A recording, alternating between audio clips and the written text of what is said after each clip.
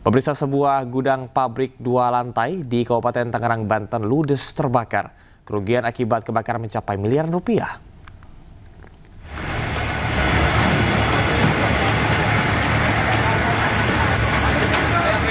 Asap tebal membumbung tinggi dari sebuah bangunan pabrik gudang tempat penyimpanan kloset di kawasan Bunder, Kecamatan Cikupa, Kabupaten Tangerang, Banten pada Sabtu malam. Banyaknya material mudah terbakar membuat api dengan mudah cepat membesar hingga meludeskan seluruh isi dalam bangunan gudang 2 lantai ini. Sebanyak 5 unit mobil damkar, 30 anggota diterjunkan ke lokasi kejadian. Api baru berhasil dipadamkan setelah 3 jam proses pemadaman.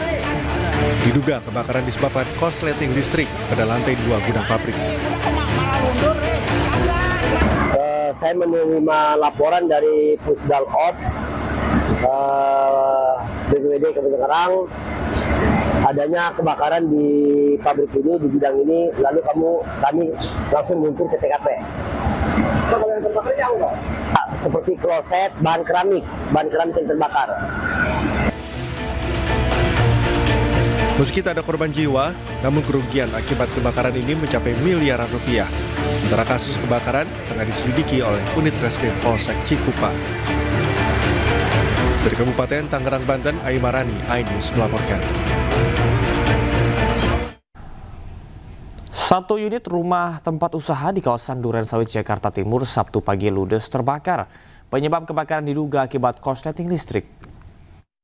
Jalan Swadaya ya, tolong ya. Di RT 9 RW 1. Lokasinya Jalan Swadaya, rumah kasino. Kobaran api dengan cepat meludeskan seluruh bangunan di Jalan Swadaya, Durensawit, Jakarta Timur pagi tadi. Warga berusaha memadamkan api dengan alat seadanya. Baru 1 unit damkar yang menanganinya. Tak sampai 15 menit, belasan unit mobil madam kebakaran dari Sudin Kebakaran Jakarta Timur tiba di lokasi. Agak udah rapuh, kelapanya udah rapuh, hati-hati. Petugas madam kebakaran berjibaku memadamkan api.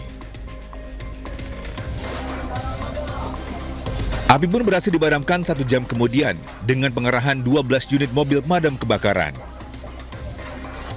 Yang terbakar rumah, kebetulan rumah ini tempat usaha kelapa, Pak.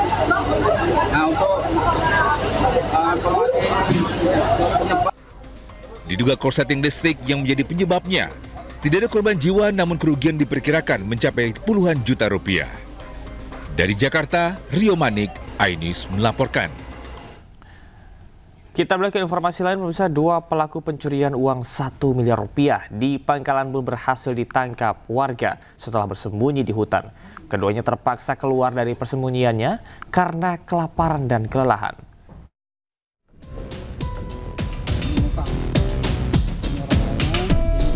Inilah kedua pelaku pencurian uang 1 miliar rupiah di Pangkalan Bun, Kabupaten Kota Waringin Barat pada 11 Agustus 2025 lalu. Mereka berhasil diamankan warga desa Kudangan, Kecamatan Delang, Kabupaten Lamandau pada hari Jumat siang saat bersembunyi di hutan desa setempat. Keduanya tampak lemas kelaparan karena hanya bisa memakan pisang dan singkong yang dicuri di sekitar kebun, tepatnya bersembunyi selama 25 hari.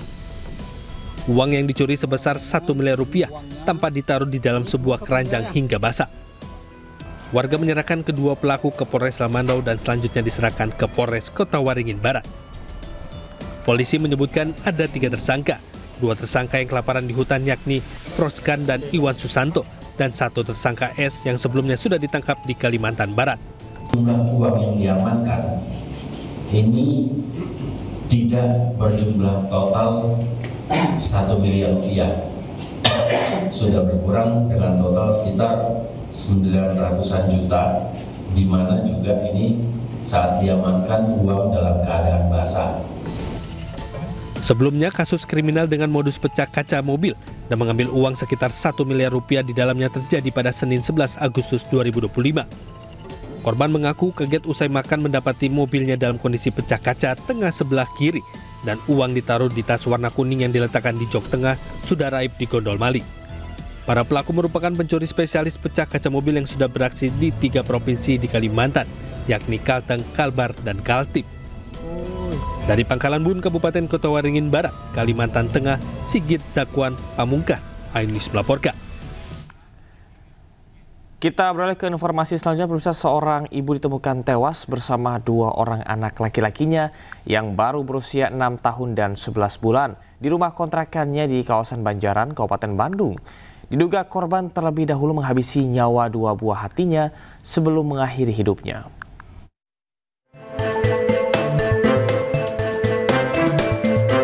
Warga Kampung Cai, Desa Kiangroke, Banjaran, Kabupaten Bandung digegerkan dengan peristiwa kematian ibu rumah tangga dan 2 anaknya di rumahnya. Tim Inafis dari Satreskrim Polresta Bandung yang melakukan olah TKP menemukan selembar surat wasiat yang diduga ditulis oleh korban. Berisi curhatan hati tentang masalah ekonomi dan rumah tangganya. Korban ditemukan pertama kali oleh suaminya yang baru pulang bekerja pukul 4 pagi. Curiga tak mendapat respon saat ketuk pintu. Suami korban langsung mendobrak pintu dibantu dengan warga lain. Dilihat, nutup itu pantulnya kunci. Ya ada teman-teman saya, ya teman suaminya yang didobrak itu pantulnya. Itu udah ada. Yang meninggalnya siapa aja itu, Pak? Istrinya, anaknya 2. Polisi telah periksa 5 orang saksi dalam kasus ini. Tersebut saat ini sudah kita lakukan evakuasi ke rumah Sartika Asih, dan kami juga menemukan dari hasil olah TKP ada surat wasiat atau surat yang ditulis oleh terduga mungkin korban yang isinya adalah menceritakan terkait dengan permasalahan keluarga dan permintaan maaf kepada keluarga beserta kepada kedua anak korban yang meninggal. Ketiga jenazah sudah dibawa ke Rumah Sakit Bayangkara Sartika Asih Kota Bandung untuk diautopsi. Dari Kabupaten Bandung, Jawa Barat, Yuan Pangestu, iNews melaporkan. Kekerasan terhadap jurnalis kembali terjadi. Di Medan, Sumatera Utara, seorang wartawan media online ditemukan tewas dengan luka di sekujur tubuh.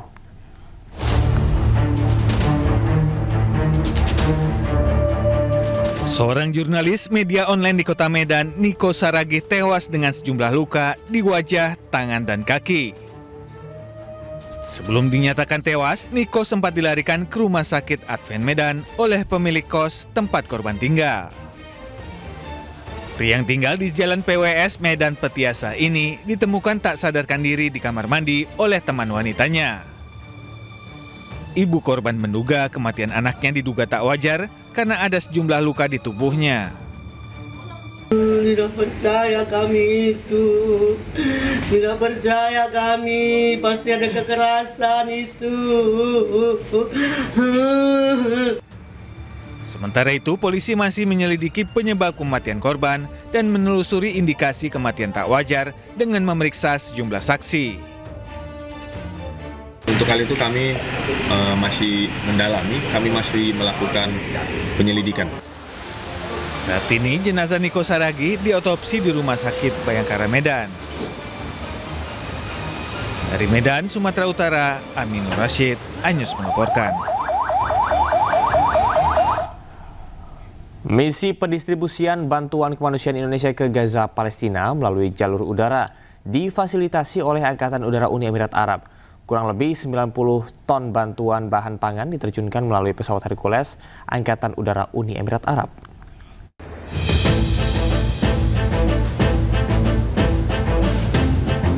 Bantuan pangan kemanusiaan dari lembaga-lembaga kemanusiaan Indonesia melalui pesawat Hercules Angkatan Udara Uni Emirat Arab kurang lebih berjumlah 90 ton.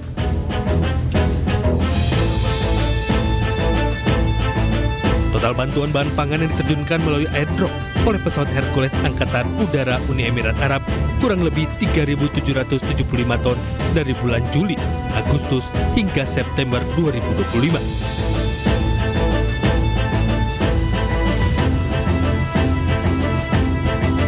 Kegiatan misi gabungan ini melalui airdrop difasilitasi dengan Angkatan Udara Kerajaan Jordania dan lembaga-lembaga kemanusiaan Indonesia dibantu dalam pendistribusian airdrop oleh Angkatan Udara Uni Emirat Arab.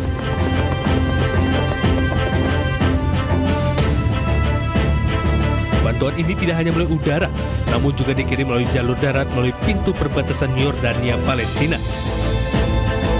Saat ini saya berada di pesawat Hercules milik Tentara Angkatan Udara Uni Emirat Arab. Jadi barang-barang bantuan menuju Gaza Palestina bukan hanya melewati jalur darat menuju pintu perbatasan antara Jordania dengan Palestina, tapi juga bantuan melalui jalur udara atau airdrop.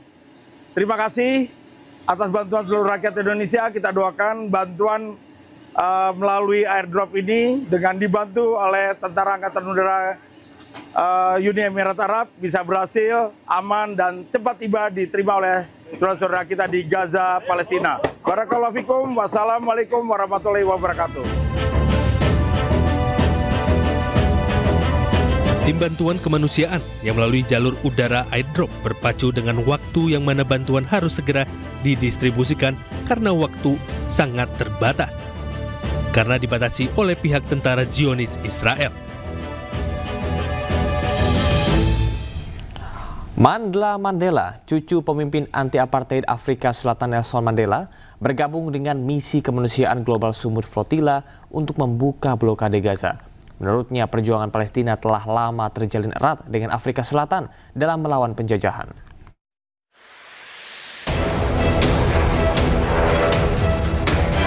Armada Sumut Flotilla koalisi aktivis kemanusiaan dari 44 negara yang berjuang menembus blokade Gaza mendapat sokongan dari Mandla Mandela. Bersama 10 orang delegasi dari Afrika Selatan, cucu pemimpin anti-apartheid ini ingin ikut berjuang mengakhiri blokade dan mematahkan kepungan di Gaza melalui jalur laut. Mandela mengungkapkan alasannya bergabung karena Palestina sedang mengalami bentuk penindasan lebih buruk dibandingkan dengan yang pernah terjadi dengan Afrika Selatan. Here in Tunisia and sail from an African point to say Africa is part of this struggle, because as Africans we know very well what it means to live under occupation, under oppression. Gerakan global untuk Gaza diikuti 300 aktivis kemanusiaan dari 44 negara, termasuk dari Indonesia. Dijadwalkan kapal akan tiba di perairan Gaza pertengahan September nanti.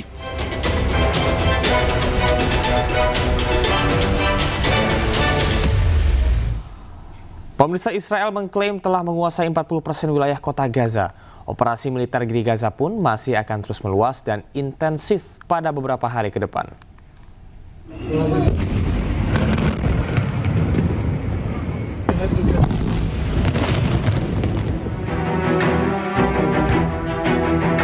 Israel terus mengintensifkan operasi militer di kota Gaza dengan tujuan mengambil alih kota Gaza sepenuhnya. Serangan udara di Gaza yang semakin intensif bahkan menghancurkan ratusan bangunan di kota Gaza. Salah satunya Menara Mashtaha di bagian barat kota Gaza. Israel merudal Menara Mashtaha hingga runtuh dan hancur sepenuhnya. Israel mengklaim telah menguasai 40% wilayah kota Gaza. Operasi militer pun masih akan terus diperluas dan diintensifkan pada beberapa hari ke depan. Jubir militer Israel mengungkap misi tersebut hanya akan berakhir ketika para sandera Israel yang tersisa dikembalikan dan kekuasaan Hamas berakhir. Akibat serangan Israel yang terus membombardir Gaza, situasi kemanusiaan di Gaza terus memburuk. Sebagian besar warga Gaza telah mengungsi, bahkan pihak berwenang memperkirakan serangan baru Israel akan mendorong sekitar 1 juta warga Palestina ke selatan menjauh dari kota Gaza. Militer Israel menyerukan warga Gaza mengungsi ke zona kemanusiaan di Gaza Selatan. Israel berencana melancarkan serangan besar-besaran untuk merebut kota terbesar di jalur Gaza tersebut. Selebaran bertuliskan bahasa Arab ini dijatuhkan dari angkasa oleh militer Zionis Israel di pusat kota Gaza. Israel meminta warga mengosongkan kota Gaza jelang serangan besar-besaran yang akan dilancarkan Israel. Sejauh ini belum merinci kapan serangan besar tersebut dilancarkan. Namun PBB memperingatkan akan datangnya bencana bila serangan merebut kota Gaza jadi digelar. Mengingat terdapat sekitar 1 juta orang di dalam dan sekitar kota Gaza yang pastinya akan terdampak langsung.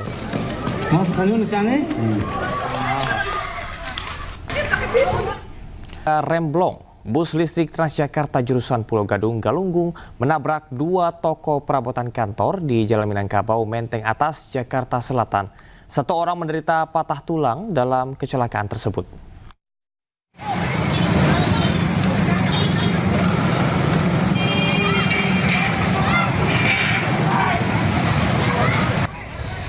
Video amatir warga merekam detik-detik usai kecelakaan bus Transjakarta yang menabrak dua toko perabotan kantor di Jalan Minangkabau, Menteng Atas, Jakarta Selatan Sabtu siang. Dalam video, kondisi kepala bus menabrak bagian depan toko hingga mengalami rusak parah. Menurut salah satu korban, peristiwa bermula saat bus berbelok dari arah Manggarai menuju Jalan Minangkabau tiba-tiba menabrak dua bangunan toko dan satu sepeda motor. Diduga rem bus gagal berfungsi atau mengalami remblong. Kecelakaan ini membuat bangunan toko dan satu sepeda motor rusak parah. Satu orang juga dikabarkan mengalami patah tulang dan sudah dievakuasi ke rumah sakit terdekat. Warga mengatakan sopir yang merupakan seorang wanita juga mengalami luka-luka. Sementara itu, akibat kecelakaan, arus lalu lintas dari arah Saharjo menuju Minangkabau sempat tersendat. Dari Jakarta, Helmi Sajangbati, iNews melaporkan. Sementara itu di Asahan, Sumatera Utara, truk tangki pengangkut minyak kelapa sawit menabrak rumah dan 3 kendaraan. Kecelakaan terjadi akibat rem truk blong.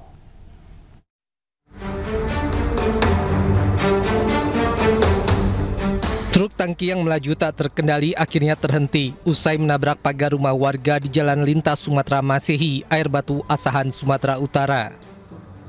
Akibat kecelakaan ini, truk mengalami ringsek berat pada bagian depan dan sopir mengalami luka. Sebelumnya, truk sempat melaju kencang dari arah turunan dan melebar ke kanan sehingga menabrak 3 kendaraan yang melaju dari arah berlawanan. Sementara menurut rekan pengemudi truk tangki, kecelakaan terjadi akibat truk mengalami remblong dan pengemudi tak dapat mengendalikan kendaraannya. Remnya belum, jadi tidak dikali kemari gitu. Pas di turunan ya Pak? Ya, turunan itulah dia mulai rem belum. Nggak ada korban ya Pak? Nggak ada. Bapak inilah luka-luka ya Pak? Iya. Tidak ada korban jiwa dalam peristiwa kecelakaan ini dan kasusnya ditangani unit Gakum Satlantas Polres Asahan. Dari Asahan, Sumatera Utara, Ulil Amri, iNews melaporkan.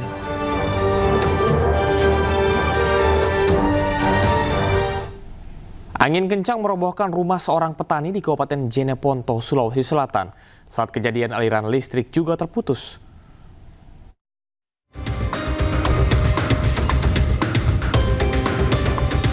Angin kencang menyisakan duka bagi Amiruddin, seorang petani yang tinggal rumah panggung di lingkungan Bungang, Baado, Kelurahan Panaikang, Kecamatan Binamun, Kabupaten Jeneponto, Sulawesi Selatan.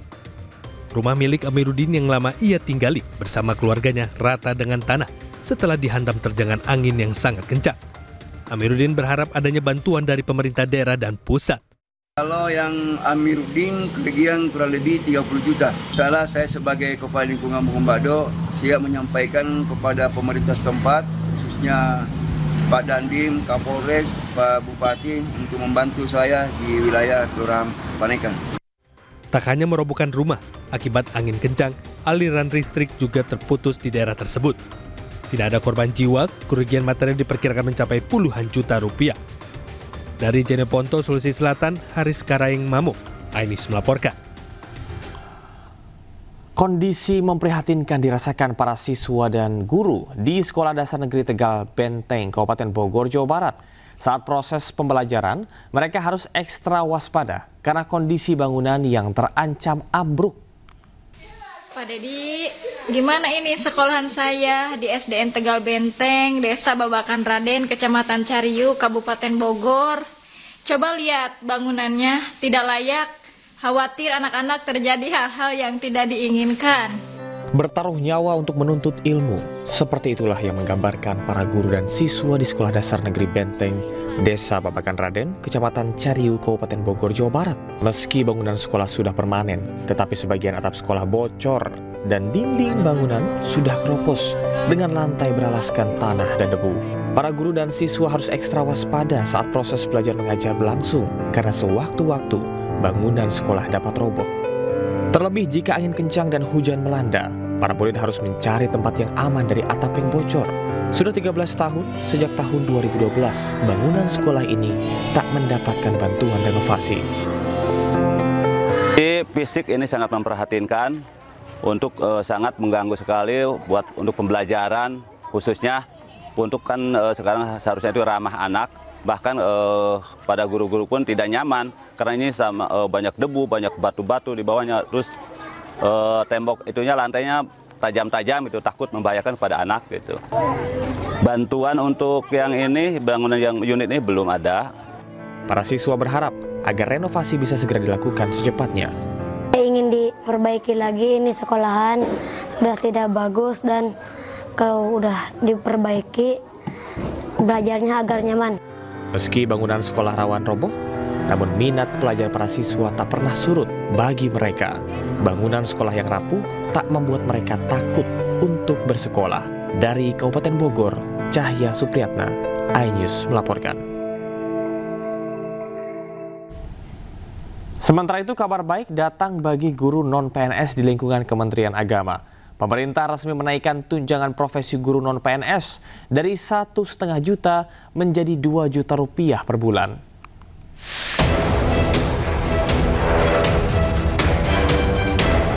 Pemerintah resmi menaikkan tunjangan guru non-PNS binaan Kementerian Agama dari 1,5 juta rupiah menjadi 2 juta rupiah. Kebijakan ini disampaikan oleh Menteri Agama Nasaruddin Umar saat acara doa bersama ASN Kemenak pada Jumat 5 September 2025. Di balik kemuliaan profesi itu, guru tetap manusia yang membutuhkan kesejahteraan yang layak. Ya, pemerintah melalui Kementerian Agama yang saya pimpin sekarang ini terus berkomitmen untuk memperjuangkan hal tersebut dengan berbagai langkah. Tahun ini ada kenaikan tunjangan profesi bagi 227.147 guru non-PNS sebesar Rp500.000 per bulan. Tunjangan yang semula hanya 1,5 juta rupiah per bulan menjadi 2 juta. Menurut Menak, keputusan ini merupakan bentuk apresiasi pemerintah atas dedikasi para guru yang selama ini berjuang mencerdaskan generasi bangsa meski statusnya bukan aparatur sipil negara. Data Kemenak mencatat sedikitnya 227.147 guru non-PNS akan menerima kenaikan tunjangan ini. Tambahan 500.000 setiap bulan ini diharapkan bisa membantu meringankan beban kebutuhan hidup sekaligus meningkatkan semangat kerja para guru. Tim Liputan iNews melaporkan. Pasca maraknya aksi anarkistis pada saat unjuk rasa di beberapa titik di Jakarta, kepolisian masih terus melakukan penyelidikan mendalam. Polisi juga berjanji akan mengusut tuntas secara transparan.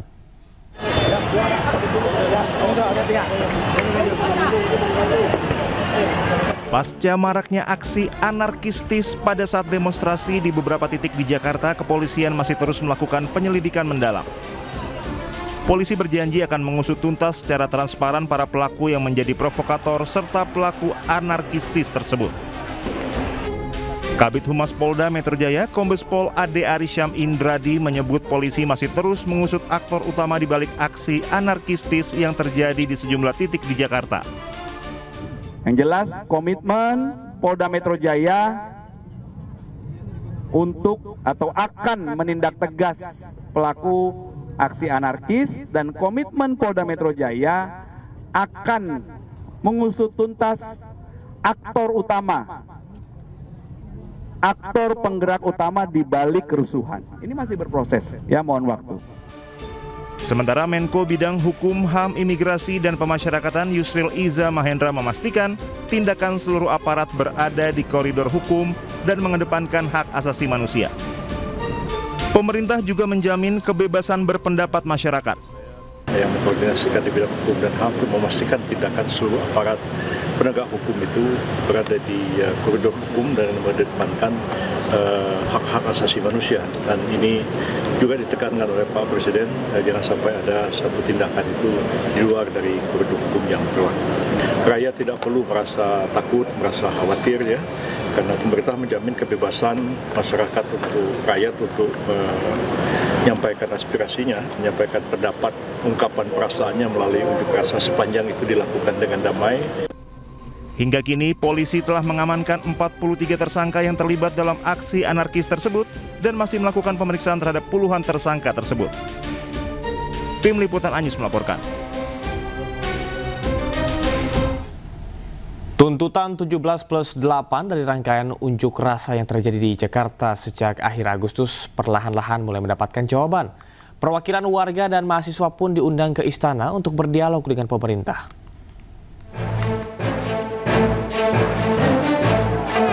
Demo awal yaitu pada tanggal 25 Agustus di mana para peserta demo menyuarakan kekecewaannya terhadap anggota DPR RI yang menaikkan tunjangan. Ketegangan pun sempat terjadi pada demo di depan gedung DPR RI ini. Kemudian pada tanggal 28 Agustus, aksi unjuk rasa kembali digelar. Tuntutannya kali ini adalah kebijakan ketenaga kerjaan mulai dari outsourcing dan meminta kenaikan upah minimum buruh. Dari rangkaian aksi yang terjadi di Indonesia, terangkumlah tuntutan warga yaitu 17+8. Di mana 17 tuntutan harus dipenuhi paling lambat tanggal 5 September dan 8 tuntutan lainnya harus diwujudkan maksimal jangka waktu 1 tahun ke depan. Istana Kepresidenan menerima sejumlah perwakilan mahasiswa untuk berdialog secara langsung di Jakarta. Dalam dialognya, kedua pihak berdiskusi mengenai tuntutan 17+8 yang menjadi fokus utama. Kemarin di legislatif dan kami hari ini diberikan kesempatan untuk menyampaikan aspirasi kami di lembaga eksekutif seperti itu. Titik tekannya di mana titik tekan? Oke, baik, titik tekan pertama mungkin kami menekan dengan keras bahwa untuk segera mensahkan RUU Perampasan Aset yang kemarin sudah kami sampaikan di DPR RI. Namun mungkin untuk hari ini kami segera secara lantang juga atas nama BMC Kerakyatan menyampaikan bahwa kami dengan tegas untuk menuntut dan menekan Bapak Presiden Republik Indonesia untuk segera membentuk tim investigasi terkait dugaan makar. Seperti itu, kawan-kawan. Tanggapannya cukup baik. Tadi kami diberikan waktu kurang lebih nanti belum tahu ya waktunya berapa, tapi tadi Bapak Mensesnek sudah memberikan respon yang cukup positif dan segera akan disampaikan ke Bapak Presiden. Kebetulan memang tadi sebetulnya Pak Presiden ingin menemui kami, namun ada acara maulid di Istiqlal kebetulan. Dialog bertujuan menjembatani aspirasi mahasiswa dengan kebijakan pemerintah untuk mencari titik temu demi kemajuan bangsa. Pak Bambang, Pak, ngobrol dari hati ke hati, kira-kira seperti apa pandangan-pandangan mahasiswa ya untuk kita bisa perbaiki hal-hal yang masih kurang, untuk bisa membicarakan ide-ide bagaimana supaya Indonesia lebih cepat maju, lebih cepat bisa memperbaiki hal-hal yang memang kita ingin capai bersama. Pihak istana menegaskan pemerintah serius mencatat dan menindaklanjuti aspirasi masyarakat. Selain dengan mahasiswa, pihak istana juga akan terus menggelar dialog bersama dengan berbagai lapisan masyarakat lainnya. Dari Jakarta, tim liputan Anyus melaporkan. Wakil Ketua DPR RI Sufmi Dasko Ahmad menanggapi tuntutan 17+8 masyarakat. Ia menyampaikan DPR akan meniadakan tunjangan rumah anggota DPR hingga memproses anggota bermasalah ke Mahkamah Kehormatan Dewan. DPR RI menyepakati menghentikan pemberian tunjangan perumahan anggota DPR RI terhitung sejak tanggal 31 Agustus 2025. Yang kedua, DPR RI melakukan moratorium kunjungan kerja ke luar negeri DPR RI terhitung sejak tanggal 1 September 2025 kecuali menghadiri undangan kenegaraan. 3. DPR RI akan memangkas tunjangan dan fasilitas anggota DPR setelah evaluasi meliputi biaya langganan, A. daya listrik, dan B. jasa telepon, kemudian biaya komunikasi intensif dan biaya tunjangan transportasi. 4. Anggota DPR RI yang telah dinonaktifkan oleh partai politiknya tidak dibayarkan hak keuangannya. 5. Pimpinan DPR menindaklanjuti penonaktifan beberapa anggota DPR RI yang telah dilakukan oleh partai politik melalui mahkamah partai politik masing-masing dengan meminta Mahkamah Kehormatan DPR RI untuk berkoordinasi dengan mahkamah partai politik masing-masing yang telah memulai pemeriksaan terhadap anggota DPR RI dimaksud. 6. DPR RI akan memperkuat transparansi dan partisipasi publik yang bermakna dalam proses legislasi dan kebijakan lainnya. Ditandatangani oleh pimpinan DPR RI Ibu Puan Maharani, saya Supri Dasko Ahmad, Pak Saan Mustafa, dan Pak Jujun Ahmad Samsurijal.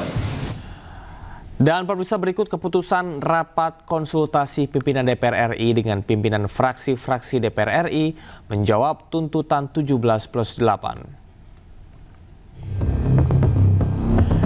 DPR sepakati menghentikan pemberian tunjangan perumahan anggota DPR RI sejak 31 Agustus 2025.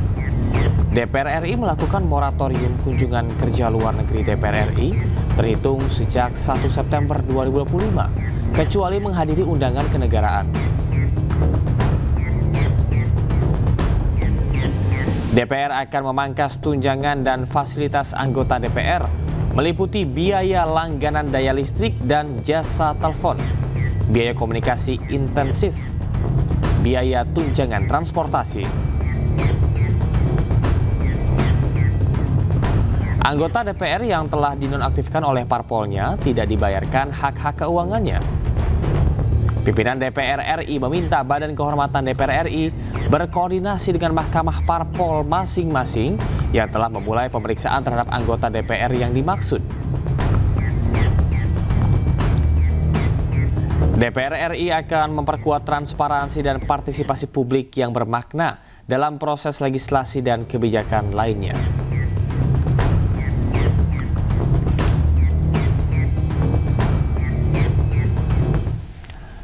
Berdasarkan keputusan rapat konsultasi pimpinan DPR RI dengan pimpinan fraksi-fraksi di DPR, Dewan Perwakilan Rakyat Republik Indonesia telah memutuskan tidak lagi memberikan tunjangan perumahan bagi para anggotanya.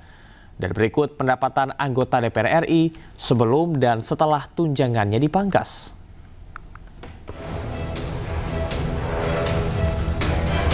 Pendapatan anggota DPR RI dalam sebulan sebelum dan setelah dipangkas anggota DPR RI mendapat gaji pokok 4,2 juta rupiah.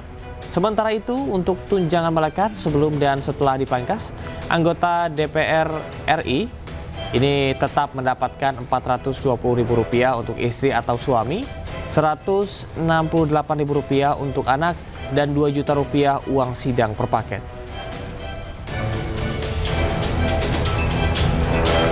Kemudian untuk sebelum dan setelah dipangkas, tunjangan jabatan anggota DPR RI tetap mendapat Rp9,7 juta dan beras per jiwa Rp30.090. Sementara itu sebelum dipangkas, anggota DPR RI mendapat PPh pasal 21 Rp2.699.813. Kini setelah dipangkas ditiadakan.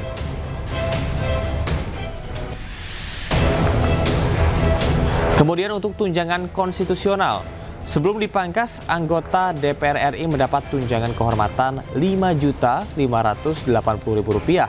Setelah dipangkas meningkat menjadi Rp7.187.000. Tunjangan komunikasi sebelum dipangkas mendapat Rp15.554.000 dan setelah dipangkas tunjangan komunikasi intensif dengan masyarakat meningkat menjadi Rp20.033.000. Lalu untuk tunjangan peningkatan fungsi sebelum dipangkas Rp3.750.000 dan setelah dipangkas tunjangan fungsi pengawasan dan anggaran menjadi Rp4.830.000. Selanjutnya, sebelum dipangkas, anggota DPR RI mendapatkan tunjangan listrik dan telepon Rp7.700.000. Asisten anggota Rp2.250.000 dan tunjangan rumah Rp50 juta.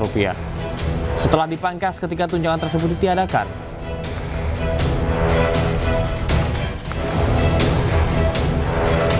Selanjutnya, sebelum dipangkas tidak ada honorarium fungsi dewan yang meliput legislasi, pengawasan, dan anggaran. Setelah dipangkas terdapat honorarium fungsi dewan yang meliputi legislasi Rp8.461.000, pengawasan Rp8.461.000 dan anggaran Rp8.461.000. Dari data tersebut, total sebelum dipangkas per bulan anggota DPR RI mendapat Rp104.051.903 Dan setelah dipangkas, total bruto yang didapat anggota DPR RI Rp74.210.680 dipotong pajak PPH 15% dari tunjangan konstitusional sebesar Rp8.614.950 sehingga take home pay mencapai Rp65.595.730.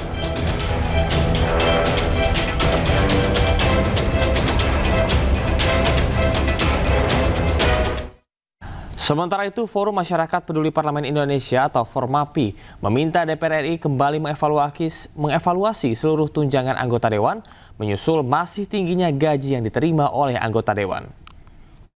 Jenis tunjangan lain yang diterima oleh anggota DPR masih terlihat cukup tinggi. Jumlah total take home pay per bulan sampai 65 juta itu masih cukup fantastis, ya. Apalagi kita lihat item tunjangan yang diterima itu nampak ada tumpang tindih, misalnya terkait tunjangan kehormatan anggota DPR. Pada saat yang sama ada juga tunjangan jabatan DPR, kan? Itu dua hal yang nampaknya sama saja, tapi diberikan dalam bentuk dua tunjangan yang berbeda. Kemudian ada juga tunjangan komunikasi intensif. Selama ini tunjangan itu sudah cukup tinggi dengan 20 juta per bulan, ya. Tapi apakah anggota DPR itu menjadi semakin dekat dengan rakyatnya? Kan tidak. Jadi tidak ada gunanya itu komunikasi intensif itu. Atau minimal kalau masih diperlukan jumlahnya tidak sampai 20 juta per bulan itu. Jadi bagi saya sebagai respon awal evaluasi dan juga keputusan mengevaluasi beberapa nominal tunjangan dan juga jenis tunjangan yang diterima anggota DPR, kita apresiasi. Tapi pada saat yang sama kita menuntut DPR agar secara mendalam meneliti lagi jumlah atau variasi tunjangan yang mereka terima dan juga besaran tunjangan per item. Anggota Dewan Perwakilan Rakyat yang telah purna tugas mendapatkan uang pensiun seumur hidup. Uang pensiun ini diberikan termasuk kepada mereka yang hanya menjabat 1 bulan saja.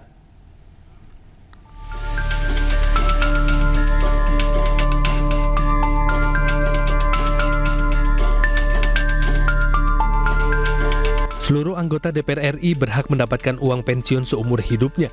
Besaran uang pensiun yang diterima bergantung pada lama masa jabatannya. Dalam surat keputusan rapat konsultasi pimpinan DPR RI dengan pimpinan fraksi-fraksi DPR terutama bahwa pimpinan dan anggota lembaga tinggi negara yang berhenti secara hormat berhak memperoleh pensiun. Besaran pensiun sekurang-kurangnya 6% dan sebesar-besarnya 75% dari dasar pensiun. Bagi anggota yang menjabat selama 2 masa jabatan berhak mendapatkan pensiun paling tinggi sebesar Rp3.639.540 per bulannya. Bagi anggota DPR yang menjabat selama 1 periode, paling tinggi mendapatkan uang pensiun sebesar Rp2.935.704 per bulannya. Sementara bagi anggota DPR yang hanya menjabat selama 1 hingga 6 bulan, berhak mendapatkan pensiun sebesar Rp401.894 per bulannya. Uang pensiun ini diterima oleh anggota DPR yang berhenti dengan hormat seumur hidupnya. Pembayaran uang pensiun dihentikan ketika anggota DPR meninggal dunia, namun setelah itu diterima keluarganya dengan ketentuan lebih lanjut. Tim Liputan iNews melaporkan. Pemirsa, dalam rangka memperingati 80 tahun kemerdekaan Republik Indonesia, Kementerian Ekonomi Kreatif turut memberikan dukungan pada pameran seni lukis yang digagas oleh SBY Art Community. Pameran seni lukis monumental bertajuk Art for Peace and Better Future digelar hingga 28 September 2025 di Asta Distrik 8 SCBD Jakarta. 31 karya lukis, 8 diantaranya hasil karya SBY yang mengusung tema Art for Peace and a Better Future dipamerkan di Asta Distrik 8 SCBD Jakarta. Pameran perdana ini menjadi ruang dialog visual yang memadukan nilai kemanusiaan dan ekologi. Hasil kolaborasi komunitas seni, SBY Art Community dan Kemenkraf ini diharapkan membuka peluang bagi seniman serta mendukung pertumbuhan sektor ekonomi kreatif. Ini menjadi salah satu lokomotif yang geliat bagaimana seni rupa melalui lukisan bisa memperlihatkan eksistensinya di tengah-tengah masyarakat yang sekarang kita membutuhkan sebagai new engine of growth. Melalui SBY Art Community, Presiden ke-6 Susilo Bambang Yudhoyono berkeinginan seni rupa menjadi jembatan perdamaian sekaligus ruang kreatif bagi keadilan global. Kita lihat beberapa negara maju seperti sudah mulai mengabaikan lingkungan hidup. Perdamaian, keamanan saya kira kita bisa melihat. Nah, beliau berharap seruan ini melalui seni lukis para pelukis-pelukis Indonesia juga bisa menggaung ke luar negeri. Karena itu kami sangat berharap dukungan sekali lagi dari pemerintah khususnya Kementerian Ekonomi Kreatif. Pameran hasil karya 21 seniman ini menunjukkan kekuatan nilai ekonomi dan estetika yang juga diharapkan mampu mengukuhkan eksistensi para seniman melalui karya-karyanya. Dari Jakarta, Fakih Satrio, iNews melaporkan. Beralih ke informasi lain, pemirsa, misi pendistribusian bantuan kemanusiaan Indonesia ke Gaza, Palestina melalui jalur udara difasilitasi oleh Angkatan Udara Uni Emirat Arab. Kurang lebih 90 ton bantuan bahan pangan diterjunkan melalui pesawat Hercules Angkatan Udara Uni Emirat Arab.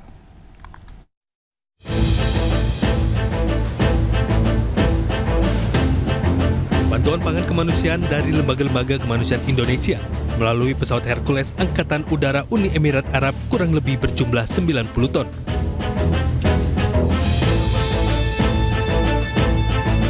Total bantuan bahan pangan yang diterjunkan melalui airdrop oleh pesawat Hercules Angkatan Udara Uni Emirat Arab kurang lebih 3.775 ton dari bulan Juli, Agustus hingga September 2025.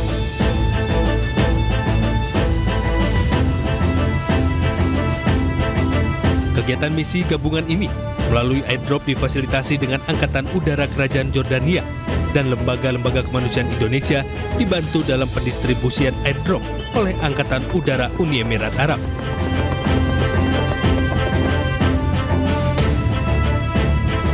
Bantuan ini tidak hanya melalui udara, namun juga dikirim melalui jalur darat melalui pintu perbatasan Yordania Palestina. Itu saat ini saya berada di pesawat Hercules milik Tentara Angkatan Udara Uni Emirat Arab. Jadi barang-barang bantuan menuju Gaza Palestina bukan hanya melewati jalur darat menuju pintu perbatasan antara Jordania dengan Palestina, tapi juga bantuan melalui jalur udara atau airdrop. Terima kasih atas bantuan seluruh rakyat Indonesia. Kita doakan bantuan melalui airdrop ini dengan dibantu oleh Tentara Angkatan Udara Uni Emirat Arab bisa berhasil, aman, dan cepat tiba diterima oleh saudara-saudara kita di Gaza, Palestina. Barakallahu fikum, wassalamualaikum warahmatullahi wabarakatuh. Tim bantuan kemanusiaan yang melalui jalur udara airdrop berpacu dengan waktu yang mana bantuan harus segera didistribusikan karena waktu sangat terbatas. Karena dibatasi oleh pihak tentara Zionis Israel. Mandla Mandela, cucu pemimpin anti-apartheid Afrika Selatan Nelson Mandela bergabung dengan misi kemanusiaan global Semut Flotilla untuk membuka blokade Gaza. Menurutnya perjuangan Palestina telah lama terjalin erat dengan Afrika Selatan dalam melawan penjajahan.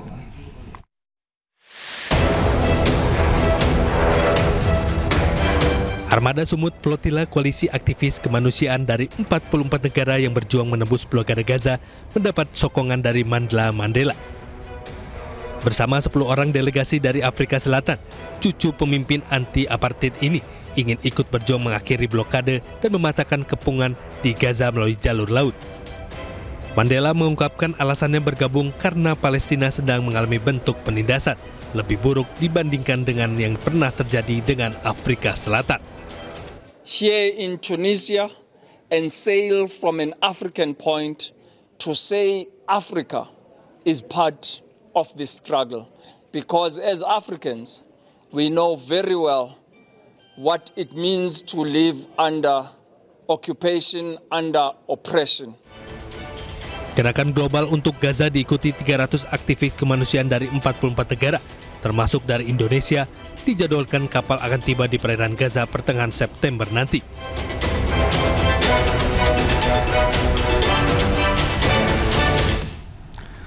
Para aktivis pro-Palestina berunjuk rasa di depan Kedutaan Besar Zionis Israel di Madrid, Spanyol, menyuarakan dukungan terhadap armada Sumut Global Flotilla.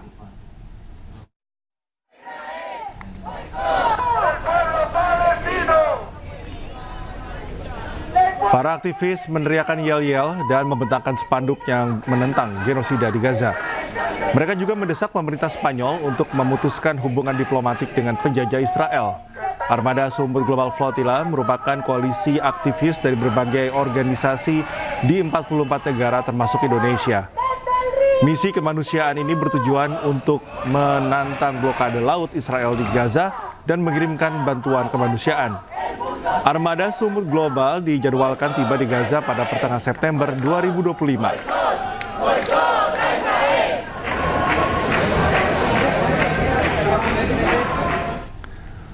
Pelayaran dalam misi kemanusiaan menembus blokade Gaza Global Sumut Flotilla dari Tunisia menuju jalur Gaza rencananya akan mulai diberangkatkan Minggu waktu Tunisia. Dalam misi tersebut Indonesia menyumbang 5 kapal.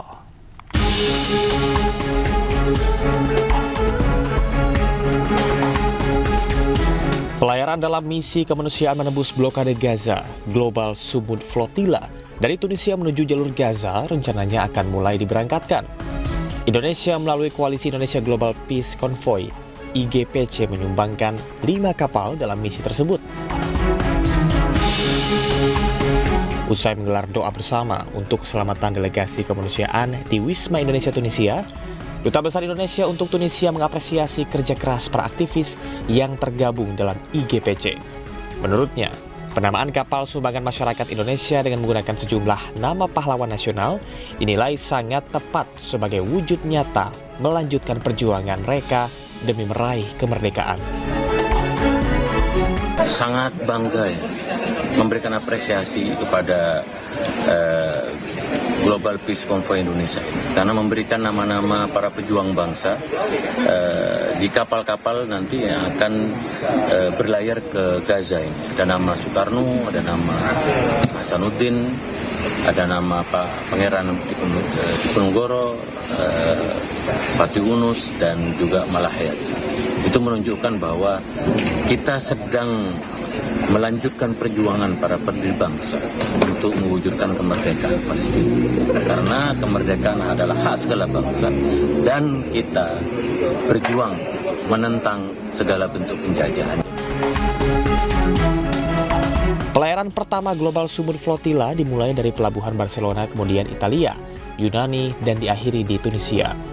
Indonesia melalui IGPC mengirimkan sekitar 30 aktivis kemanusiaan yang akan berlayar mengarungi Laut Mediterania. 5 kapal kemanusiaan Indonesia ini nantinya akan berlayar dan bergabung dengan koalisi 44 negara untuk menentang blokade Gaza.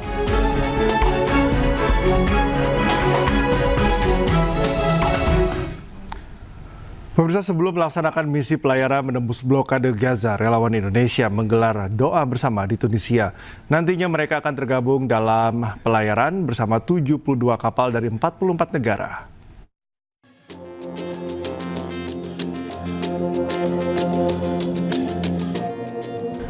Bertempat di Wisma Indonesia KBRI Tunisia, malam tadi puluhan relawan kemanusiaan asal Indonesia untuk Palestina yang tergabung dalam IGPC melangitkan doa untuk keselamatan misi kemanusiaan sebelum berlayar dari Tunisia menuju pantai Gaza, Palestina.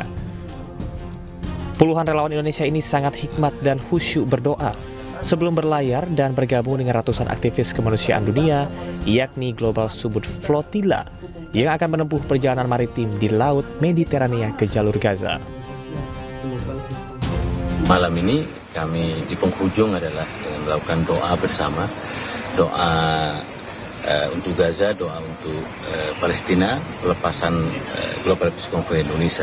Dengan satu doa yang sangat spesial, yaitu doa Hizbul Bahar, yaitu doa laut, yaitu yang biasa dibaca supaya kita berhasil meraih cita-cita dan mimpi kita semua, yaitu blokade Gaza dibuka, Palestina merdeka. Rencananya misi pelayaran global Sumut Flotilla ini akan dilepas dari pelabuhan di Tunisia menuju Gaza pada hari Minggu 7 September besok. Indonesia melalui IGPC menyumbangkan 5 buah kapal dalam misi pelayaran ke jalur Gaza dan sekitar 30 WNI akan ikut dalam misi tersebut. Pelayaran menembus blokade Gaza kali ini merupakan pelayaran terbesar sepanjang sejarah dengan 72 kapal laut dan diikuti 44 negara dari berbagai belahan dunia. Dari kota Tunis, Tunisia, tim liputan melaporkan. Akibat korsleting listrik, sebuah bangunan bersejarah di Bengkulu ludes terbakar. Sementara itu di Pasuruan, Jawa Timur, angin kencang membuat api yang membakar sebuah gudang mebel sulit dipadamkan.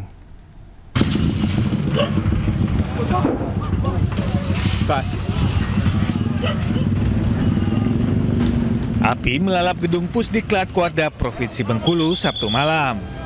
Sebelum kebakaran, warga sempat mendengar suara ledakan dari bagian belakang gedung bersejarah ini.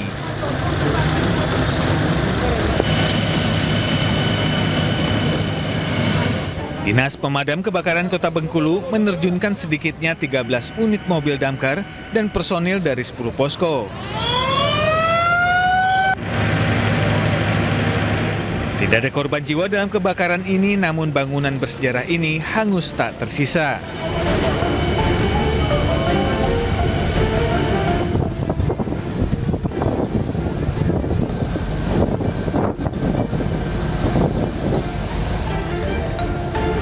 Sebuah gudang mebel di Jalan Pantura, Kota Pasuruan, Jawa Timur, hangus terbakar. Kencangnya angin dan banyaknya bahan yang mudah terbakar membuat api sulit dipadamkan.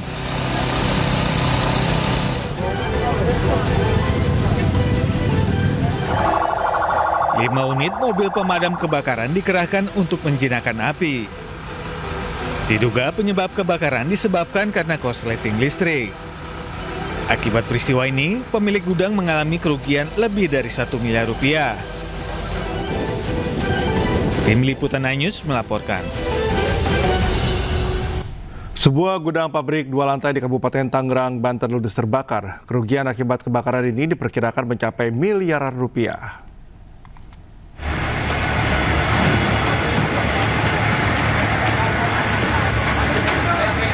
Asap tebal membumbung tinggi dari sebuah bangunan pabrik gudang tempat penyimpanan kloset di kawasan Bunder, Kecamatan Cikupa, Kabupaten Tangerang, Banten pada Sabtu malam. Banyaknya material mudah terbakar membuat api dengan mudah cepat membesar hingga meludeskan seluruh isi dalam bangunan gudang 2 lantai ini. Sebanyak 5 unit mobil damkar, 30 anggota diterjunkan ke lokasi kejadian. Api baru berhasil dipadamkan setelah 3 jam proses pemadaman. Diduga kebakaran disebabkan korsleting listrik pada lantai 2 gudang pabrik. Saya menerima laporan dari Pusdal Ot BPBD Kabupaten Tangerang adanya kebakaran di pabrik ini, di gudang ini, lalu kami langsung meluncur ke TKP. Kalau yang terbakar ini apa? Seperti kloset, bahan keramik yang terbakar. Meski tak ada korban jiwa, namun kerugian akibat kebakaran ini mencapai miliaran rupiah. Sementara kasus kebakaran tengah diselidiki oleh unit Reskrim Polsek Cikupa. Dari Kabupaten Tangerang, Banten, Aimarani, iNews melaporkan.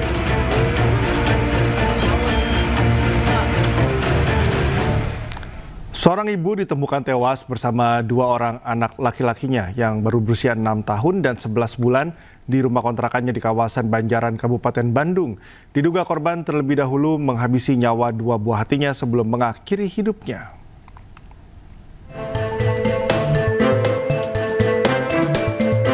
Warga Kampung Cai, Desa Kiangroke, Banjaran, Kabupaten Bandung digegerkan dengan peristiwa kematian ibu rumah tangga dan 2 anaknya di rumahnya. Tim Inavis dari Satreskrim Polresta Bandung yang melakukan olah TKP menemukan selembar surat wasiat yang diduga ditulis oleh korban. Berisi curhatan hati tentang masalah ekonomi dan rumah tangganya. Korban ditemukan pertama kali oleh suaminya yang baru pulang bekerja pukul 4 pagi. Curiga tak mendapat respon saat ketuk pintu. Suami korban langsung mendobrak pintu dibantu dengan warga lain. Dilihat nutup itu pantulnya dikunci. Ya ada teman-teman saya, ya teman suaminya yang didobrak itu pantulnya, itu udah ada. Yang meninggalnya siapa aja itu Pak? Istrinya, anaknya 2. Polisi telah periksa 5 orang saksi dalam kasus ini. Tersebut saat ini sudah kita lakukan evakuasi ke rumah Sartika Asih, dan kami juga menemukan dari hasil olah TKP ada surat wasiat atau surat yang ditulis oleh terduga mungkin korban yang isinya adalah menceritakan terkait dengan permasalahan keluarga dan permintaan maaf kepada keluarga beserta kepada kedua anak korban yang meninggal. Ketiga jenazah sudah dibawa ke Rumah Sakit Bayangkara Sartika Asih Kota Bandung untuk diautopsi. Dari Kabupaten Bandung, Jawa Barat, Yuan Pangestu, iNews melaporkan. Seorang pemuda di Kota Makassar, Sulawesi Selatan tewas diduga dianiaya sejumlah orang tak dikenal. Diduga korban dikeroyok warga yang curiga saat korban mencari alamat temannya.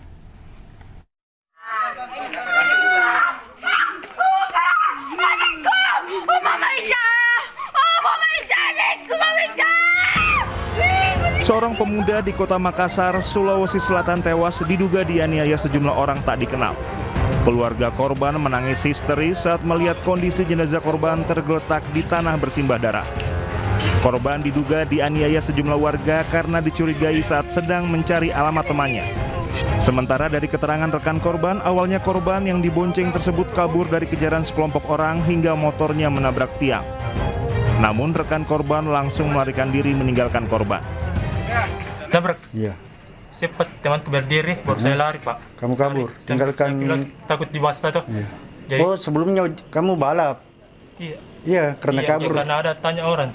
Oh ada memburu. Iya. Kaget, bilang sini kok dulu. Ada mau tanya ke aku, jadi kaget, langsung balap. Terus waktu habis nabrak kamu kabur pakai motor? Iya. Nah, temanmu tinggal ini? Tidak. Tabrak, saya lari. Lari, motormu tinggal? Iya. Sama temanmu? Iya. Tapi posisinya temanmu memang sudah begini, posisinya berdarah? Berdiri dulu. Baru jatuh lagi? Baru jatuh lagi. Oh, kenapa? Tapi orangnya bukan, motornya udah dibawa. Kamu memang kesini untuk apa? Ini temanku yang ditemani. Bilang ayo dulu ke rumahnya temanku. Jadi saya temani. Hingga kini kepolisian dari Resmo Panakukang dan Resmo Polda Sulawesi Selatan telah melakukan penyelidikan dan mengumpulkan bukti-bukti dari lokasi kejadian. Jasad korban langsung dibawa ke Rumah Sakit Polri Bayangkara, Kota Makassar. Dari Makassar, Sulawesi Selatan, Muhammad Nurbone, iNews melaporkan. 2 pelaku pencurian uang 1 miliar rupiah di Pangkalan Bun berhasil ditangkap warga setelah bersembunyi di hutan. Keduanya terpaksa keluar dari persembunyiannya karena kelaparan dan kelelahan.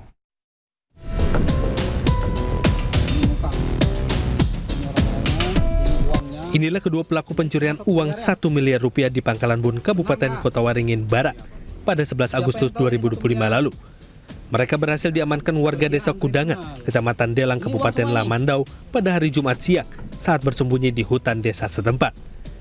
Keduanya tampak lemas kelaparan karena hanya bisa memakan pisang dan singkong yang dicuri di sekitar kebun, tepatnya bersembunyi selama 25 hari. Uang yang dicuri sebesar 1 miliar rupiah tanpa ditaruh di dalam sebuah keranjang hingga basah. Warga menyerahkan kedua pelaku ke Polres Lamandau dan selanjutnya diserahkan ke Polres Kota Waringin Barat. Polisi menyebutkan ada 3 tersangka.